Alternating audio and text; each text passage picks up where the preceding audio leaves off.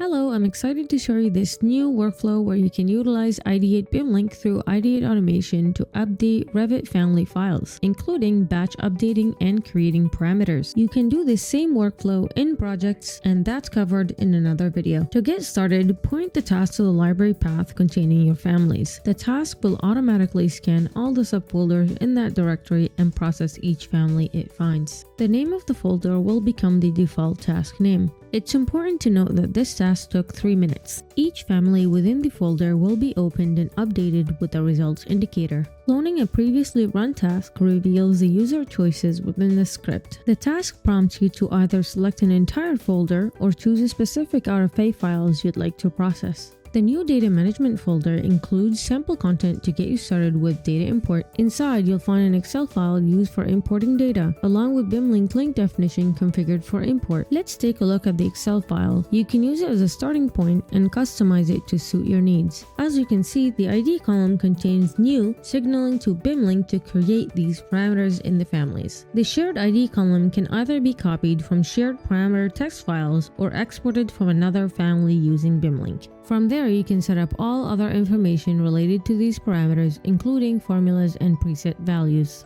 The additional options toggle enables the generation of a detailed report, summarizing the parameters that were added or those that encountered errors during the task. This report is automatically saved in your Documents folder by default, providing a clear record of the import process. This is the final result of the import. All RFA families in the selected folder now include the new parameters and their values, such as the shared ID, parameter name, grouping, data type, usage type, formula, and value.